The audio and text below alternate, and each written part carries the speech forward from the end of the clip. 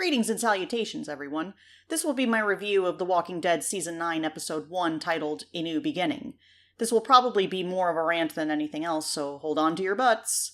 Please note, this video will contain spoilers for both the comic and the show, so if you do not want to know what has occurred at this point in the comic and/or are not caught up on the show, you might want to hit that back button. This is your final warning. If I were to describe my overall thoughts on this episode in just one word, it would be dull. Believe me when I say that I watched the episode with the lowest expectations possible. In fact, I have thought to myself, surely it can't be any worse than Season 8, and I am willing to admit that this premiere is a slight improvement from the previous season. While it is not completely resolved, the dialogue is immensely better than in Season 8. At long last, the character interactions felt more natural again, and it was a relief not getting some corny speech. There were brilliant performances all around, but that comes as no surprise since the cast is one of the only good things about the current state of the show. The standout actor of this episode was Lauren Cohan. Maggie really shines in this episode, especially the exchange between her and Rick discussing who to add as labor to rebuild the bridge. The Walking Dead newcomer Brett Butler gave a great performance as Tammy, and I think she did her comic counterpart justice. I also enjoyed the scenes between Carol and Ezekiel. Oh yes, I ship 'em. I ship 'em hard. Despite my overall disapproval of how it was set up, the conclusion of Gregory's story was, pun intended, well executed.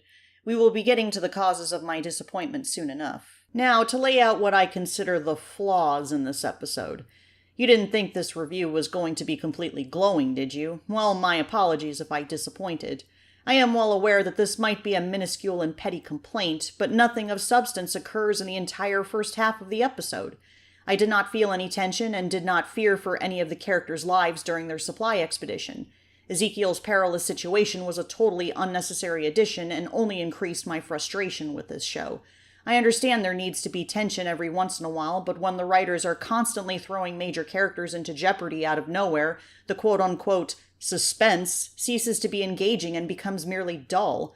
Other than the occasional character conversation that bears little to no relevancy to the plot, the only progression I noticed was the discussion between Maggie and Michonne about the former winning a re-election between her and Gregory at the hilltop. And speaking of the hilltop, the setup of the conflict between Maggie and some members of the hilltop community was absolutely pitiful compared to the source material. To give some context as to how the conflict happened in the comic, Tammy's sons bullied Sophia, and Carl almost bludgeoned one of the boys to death in response. In the show, some random redshirt that happens to be Tammy's son gets bit and dies. And given the way the scene was set up with the music and Maggie's reaction, the audience was apparently supposed to be moved by the loss of this poor, unfortunate soul. Well, I certainly wasn't. Newsflash, writers, you can't just throw an unknown character that has literally no story to begin with into the mix and expect people to care when they perish. I have said that with the death of Carl Grimes, any attempt to adapt his future arcs inevitably would not work. Ken's death is a prime example of that. These bits and pieces of Carl's story are plainly incomplete by themselves, and they would have been better off left unadapted instead of glued awkwardly onto the rest of the plot. Also, there is one thing that completely baffles me about what the critics have been praising about this episode. Daryl. Now, I want to make this abundantly clear before anyone in the fanbase proceeds to verbally rip me to shreds. I don't dislike Norman Reedus. I think he's a pretty righteous dude who is wonderful to his fans. That being said, I am not a fan of Daryl Dixon. To be brutally honest, Daryl has contributed nothing of relevance to the overall story since Season 5 and has not had any substantial character development since then. But I digress.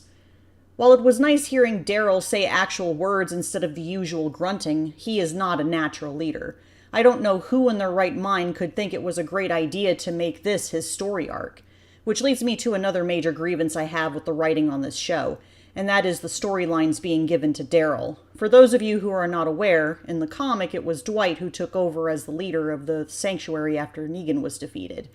If the writers felt that it was not necessary to include Dwight in the current season, they could have at least given his post-All-Out War leadership character arc to someone like Eugene. There is a connection between Eugene and the Saviors dating back to when he was first captured back in Season 7. Not only that, but Eugene has managed a crew at the Bullet Factory, therefore proving that he does possess leadership capabilities. Daryl does not.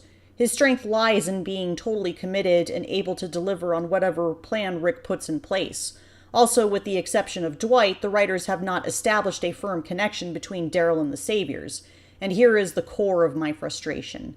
For the past few years, if Daryl was given focus at all, it was either to forcefully shoehorn him into someone else's story arc, his being responsible for Glenn's death is a prime example, or remove arcs from canon comic characters to be given to Daryl. In the comic, Rick forged a strong relationship with Abraham after fighting the Marauders that encroached on them. This is where the show's writers got the idea for the Claimer storyline in Season 4 that concluded with the "You're my brother" talk between Rick and Daryl. Either give Daryl his own storylines that are not a direct steal from another character in the comic, or eliminate him. That's all I am asking. In conclusion, was this episode as bad as last year's season premiere? No. But it was not an absolute masterpiece as some critics and reviewers were insisting. No matter how they tried to prop it up, it still looked flimsy and unworthy. Some dedicated admirers have even gone as far as to say that the show is now all the way back to form and is just as good now as in Season 1. Putting it politely, a bold claim such as that is a bit of a stretch.